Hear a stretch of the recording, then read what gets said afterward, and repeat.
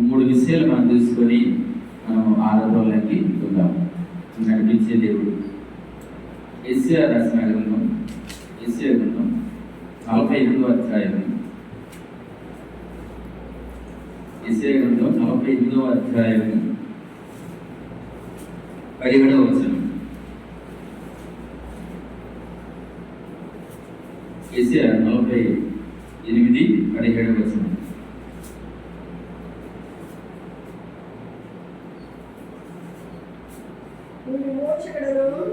నీ విమోచకుడును ఇశ్రాయేలు పరిశుద్ధ దేవుడనైన యెహోవా ఇలాగ సెలవిస్తున్నాడు, నీకు ప్రయోజనం కలుగునట్లు నీ దేవుడునైనా యెహోవానగు నేనే నీకు ఉపదేశము చేయుదును, నీవు నడవవలసిన త్రోవను నిన్ను నడిపించెదను. ప్రభు సహాయం కొరకు చిన్న ప్రార్థన. ప్రేమ నమ్మకం గల ప్రియా పరలోకపు తండ్రి, మీ ఘనమైన బహుశ్రేష్టమైన నామం బట్టి స్తుతించి ఆరాధించి ప్రార్థిస్తున్నాను. ప్రభా, గత దినములు మొదలుకొని ఈ దినం వరకు మమ్మల్ని సురక్షితంగా ప్రభావ మీ రెక్కల చాటును భద్రపరచు. ఇదిగోనైనా పరిశుద్ధమైన ఈ దినం మేము కూడా సకల పరిస్థితులతో పరిశుద్ధంగా మేము జీవించుకుంటాం. ప్రభావ నిచ్చిన కుటుంబం పెట్టి కూడా ఉందనాలి. ఇదిగోనైనా మిమ్మల్ని ఆరాధించే ముందు ప్రభా మిమ్మల్ని ఏ విధంగా ఎందుకు ఆరాధించాలో, ప్రభా ఏ విధంగా ఆరాధించాలో దాని గురించి మేము ప్రభా మీ మాటలు వినటకు సహాయం చేయండి. తండ్రి, మీ పరిశుద్ధాత్మ ద్వారా మమ్మల్ని నడిపించండి. ప్రభా మాకు ఏది అవసరమో అది మా ముందు ఉంచి నిలబడి మీ దాసుని మీరు ఎత్తపట్టుకోండి. మా ప్రభు రక్షకుడు మా కొరకు రాని ఉన్న యేసుక్రీస్తు నామములో వేడుకొని ప్రార్థిస్తున్నాను మా తండ్రి.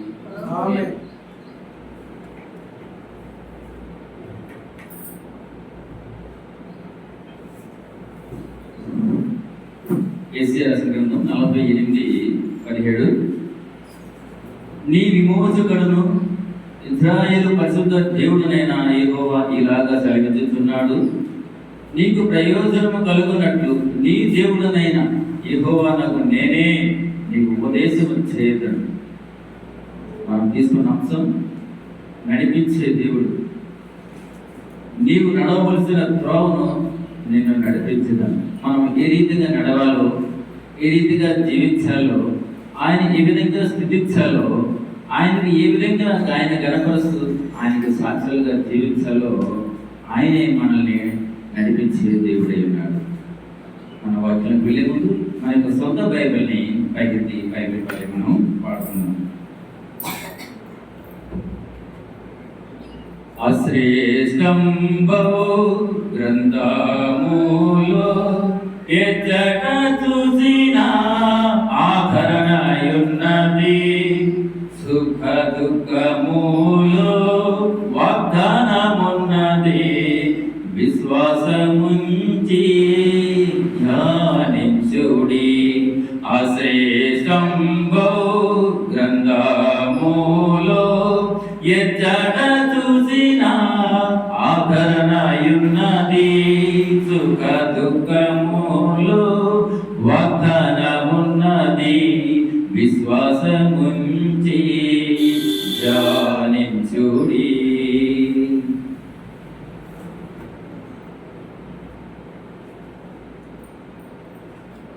యెషయా 48వ అధ్యాయంలో 11వ వచనం మనం చదువుకున్నాము. చివరగా నీవు నడవవలసిన త్రోవను నిన్ను నడిపించెదను. తల్లిదండ్రులు పిల్లలను నడిపించే రీతిగా దేవుడు తన ప్రజలనైన ఇశ్రాయేలు ప్రజలను తను నడిపించుటకు సమర్థుడై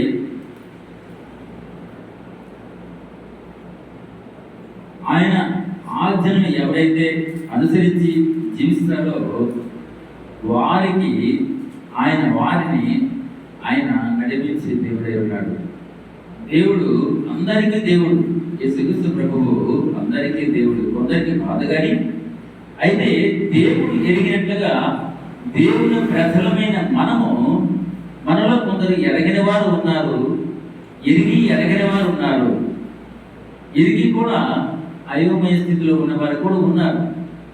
కానీ ఇక్కడ దేవుడు ఏమిటంటే యేసుక్రీస్తు అందరికీ దేవుడు కనుక అందరూ కూడా తమ యొక్క రక్షణలో ఉండాలని, తన రక్షణ భాగ్యాన్ని పొందుకోవాలని, ఒక దినాన ఆయనతో పాటు మనము కూడా సహవాసములో ఆయనతో పాటు ఉండాలని ఆయన మనకున్న ఆజ్ఞలు ఇచ్చి ఉన్నాడు. ఎవరైతే ఆయన అంగీకరించి ఆయన ఆజ్ఞలను గైకొని ఆయనని ప్రేమిస్తారో వారినే ఆయన నడిపించే దేవుడే ఉన్నాడు.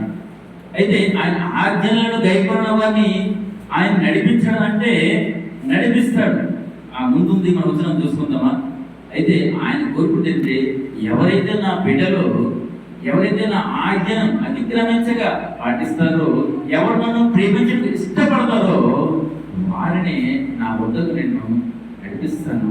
వారు వెళ్ళవలసిన త్రోవను, వారు చేసే పనులను, వారు ఉన్న సమస్తమును కూడా నేనే నడిపిస్తానని ఇశ్రాయేలు ప్రజలతో చెబుతున్న మాటలని యెషయా ప్రవక్త గారు ఈ విధంగా ఇందులో నియమించడం చూస్తున్నాం.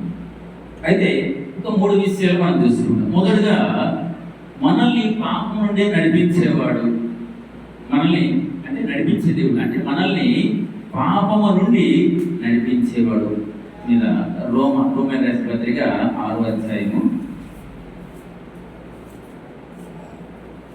రోమా 6:18 వచనం.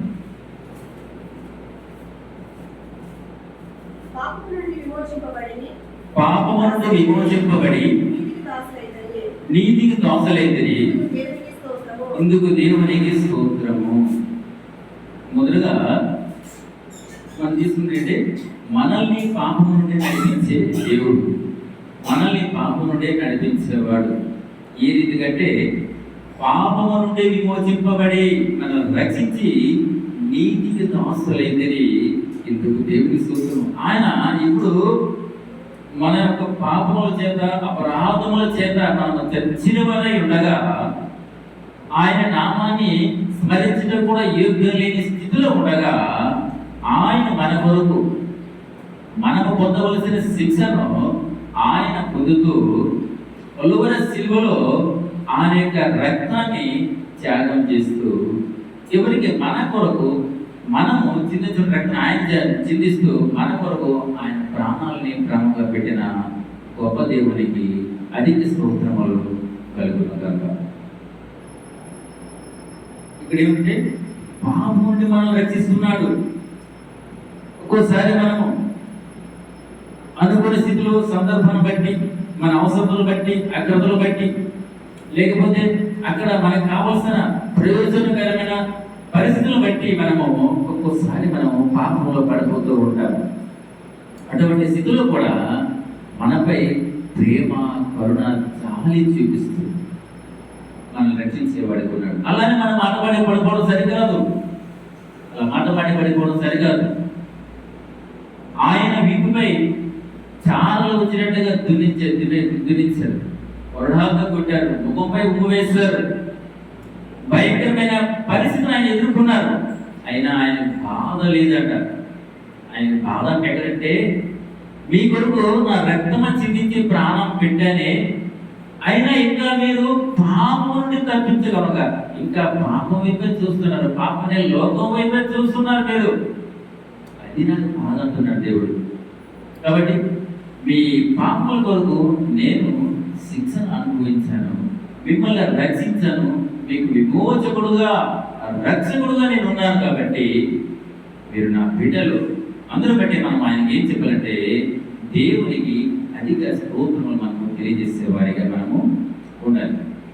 అయితే ముందు చెప్పాను, అంటే ఆయన నడిపించే వారిని ఆయన రక్షిస్తాడు, నడిపించిన వారిని రక్షించడానంటే రక్షిస్తాడని అన్నాను ముందు. దాని గురించి కూడా వినిపించడం మనం చూసుకుంటాం. తీయండి సామెతలు 14:12. సామెతలు 14:12.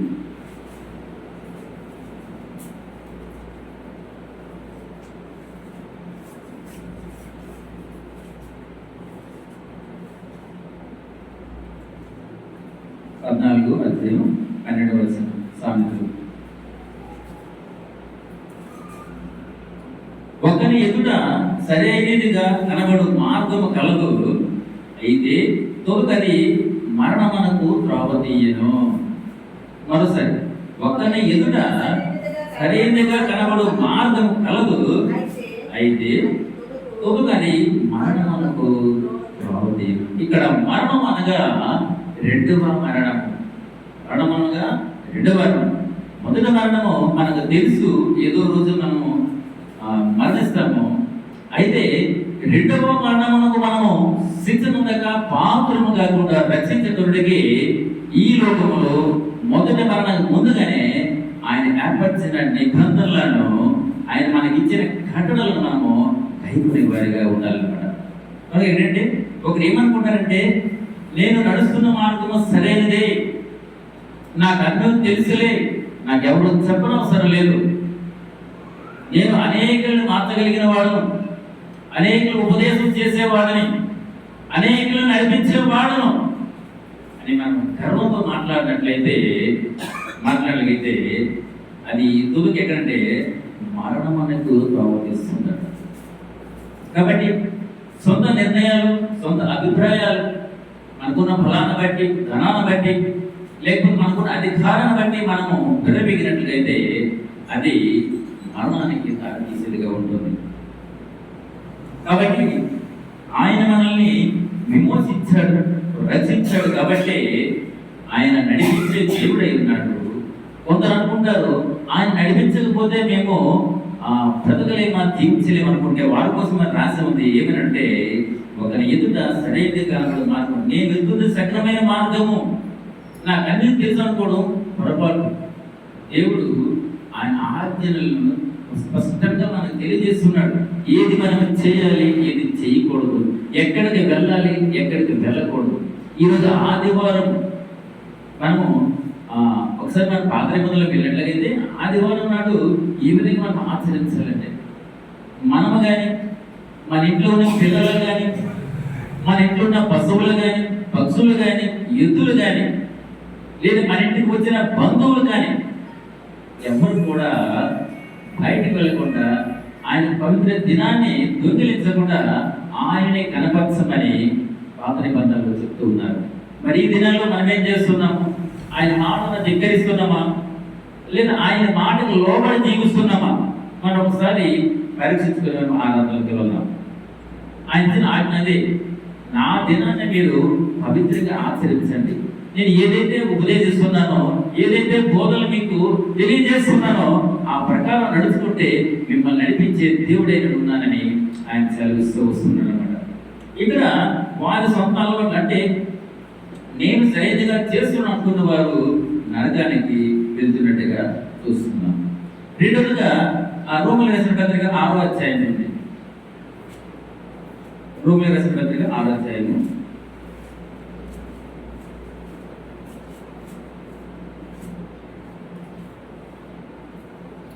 6వ అధ్యాయము 22వ వచనం.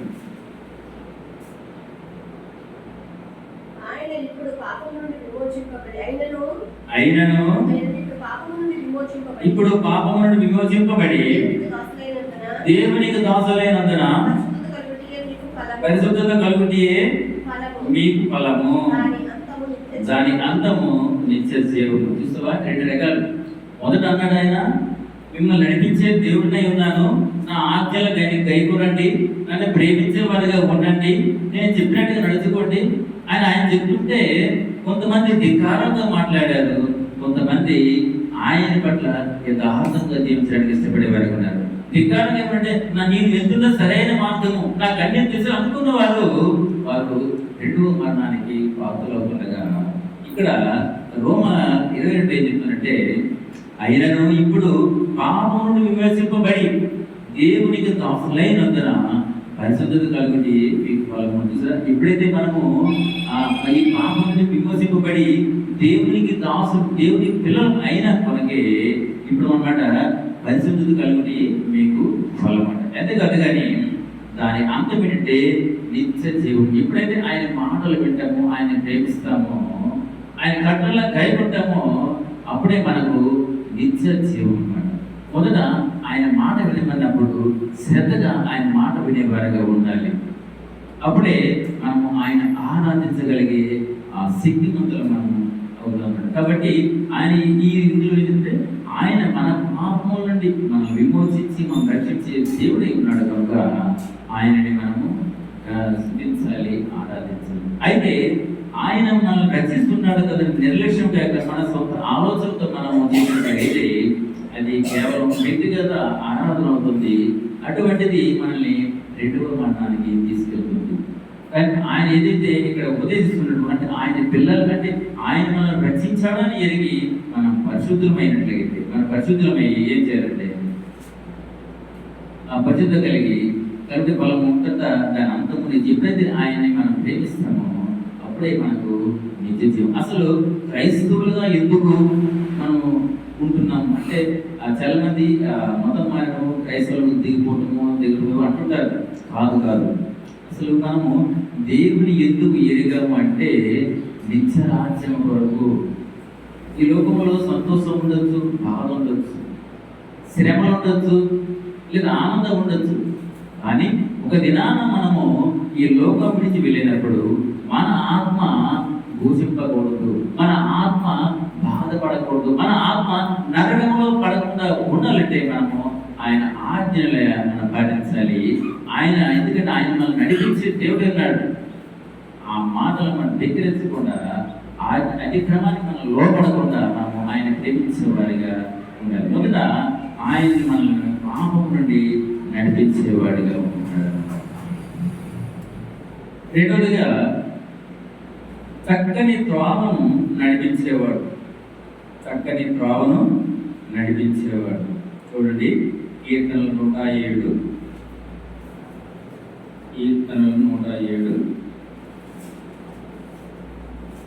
7వ వచనం. 107 7వ వచనం.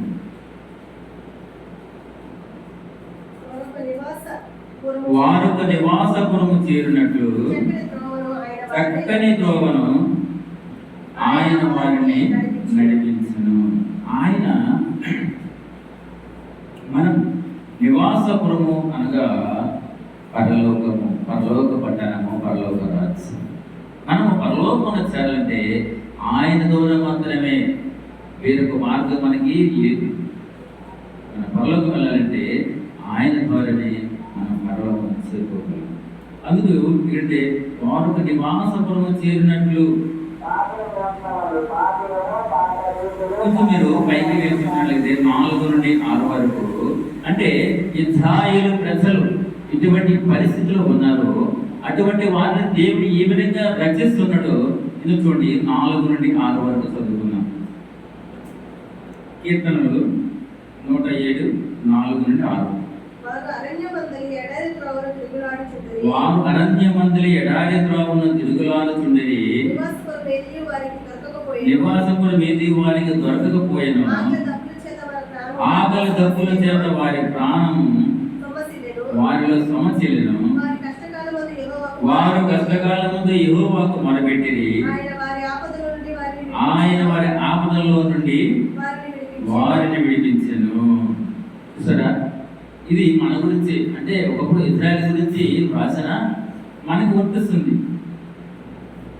అరణ్యము, ఎడారి అంటే మనకున్న ఒడిదుడుకులు, ఇబ్బందులు, సమస్యలు, అవమానాలు, నష్టాలు, కష్టాలు ఇవన్నీ కూడా అరణ్యాన్ని, ఎడారిని చూసి ఎవరైనా సరే ఒక పూల తోటలోనో చక్కటి పండ్లిచ్చే తోటల్లోనో చల్లగాలిలోనో ఉండాలని ఇష్టపడతారు. కానీ అరణ్యం అంటే అడవులో ఉండాలని, అడవులో భయంకరమైన పరిస్థితులు ఎదుర్కోవాలి ఎవరు కూడా ఆశించరు.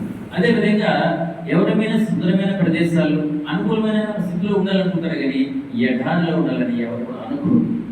ఎడారి, అరణ్యం అనగా మనకున్న అపవాది గురించి కొన్ని బంధకాలు, అవి సమస్యలు, అవి కష్టాలే కానీ అవమానాలే కావచ్చు. అయితే అది మొత్తం చెప్పాలంటే పాపం అనమాట. అటువంటి పాపంలో మనం ఉన్నట్లయితే దేవుడు మనల్ని రక్షిస్తే ఏమిటంటే మనం ఒక నివాసపురమునకు చేరినట్టు చక్కని త్రోవను ఆయన వారిని నడిపించను. అంటే మనల్ని ఎప్పుడైతే ఆయన ఆజ్ఞలను పాటిస్తూ ఉంటామో, ఎప్పుడైతే ఆయన మాటను విలువిస్తామో అప్పుడు మనల్ని చక్రమైన అంటే త్రోవలు అనేక ఉంటే త్రోవలు, సరైన త్రోవ ఉంటుంది, చక్కని త్రోవ ఉంటుంది, పనికి మాలిన త్రోవ ఉంటుంది, ప్రమాదకరమైన త్రోవలు కూడా ఉంటాయి. అయితే ఆయన మనల్ని చక్కనైన త్రోవ, చక్కనైనదంటే ఇక సుందరమైనది, మంచిదని తిరుగులేదు అటువంటి త్రోవలో ఆయన మనల్ని నడిపించే దేవుడై ఉన్నాడు. అదే పరలోక రాజ్యం. ఆయన మనల్ని అంటే నిత్య జీవానికి ఆయన మనల్ని నడిపించేవాడుగా ఉంటున్నాడు. అంటే కష్టంలోను శ్రమల్లోనూ మనం తప్పిస్తూ ఆయన కుమారులకు మనం ఆనందించేటట్లుగా సక్రమైన మార్గమును ఆయన నడిపించే దేవుడై ఉన్నాడు. రెండోది, మూడోదిగా చూసినట్లయితే ఈ యథార్థ మార్గం నడిపించేవాడు. మూడోదిగా యథార్థ మార్గం ఆయన నడిపించే దేవుడై ఉన్నాడు. కీర్తనలు 18:32. కీర్తనలు 18:32.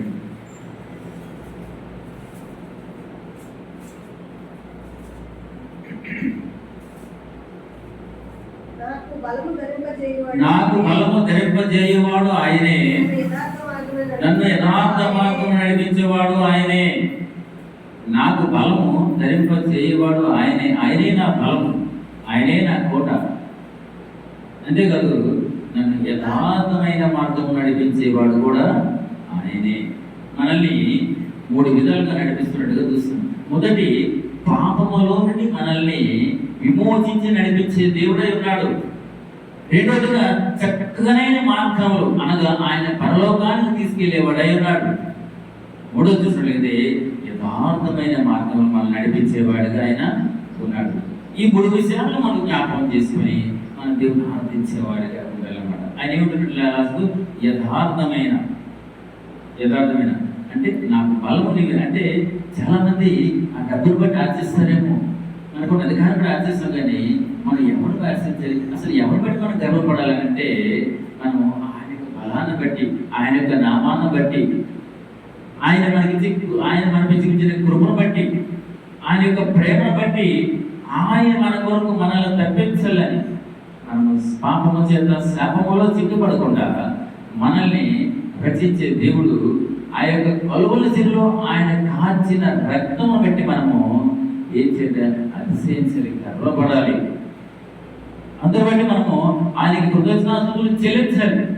ఎందుకంటే ఆయన మనల్ని పాపం నుండి తప్పించాడు, మనల్ని యథార్థవంతులుగా నీతిమంతులుగా చేయడానికి ఇష్టపడ్డాడు. అంతేకాదు చక్కనైన మార్గం మనం చూపిస్తూ వస్తున్నాడు. అటువంటి దేవుని మనము ఈ దినాన్ని మనము ఆరాధించేవారిగా ఉన్నాం. జ్ఞాపకం చేసుకొని 3 విషయాలు మనం జ్ఞాపకం చేసుకొని వాక్యానుసారంగా మనము ఆరాధించేవారిగా ఉండాలి. ఆరాధన అంటే ఏదో అలవాటు ప్రకారంగా చేయడం కాదు, కానీ వాక్యం విన్నవారిగా, వాక్యం మనం అర్థం చేసుకున్న వారిగా వాక్యానుసారంగా మనం ఆరాధించేవారిగా ఉండాలి. ఆయన మనల్ని నడిపించే దేవుడై ఉన్నాడు. ఏ విషయం ఎలా నడిపిస్తున్నాడంటే, మొదట పాపములో నుండి మనల్ని విమోచించి రక్షించి నడిపించేవాడుగా ఉన్నాడు. రెండోదిగా చక్కనైన త్రోవం అంటే పరలోకానికి తీసుకెళ్లే వాడుగా ఉన్నాడు. 3, యథార్థ మార్గంలో మనల్ని నడిపించే దేవుడే ఉన్నాడు. కనుక ఈ 3 విషయాలు మనం జ్ఞాపకం చేసుకుంటే మనం అందరం కూడా ఆరాధనలకు దేవుడి వాక్యాన్ని దీవించుకుంటారు.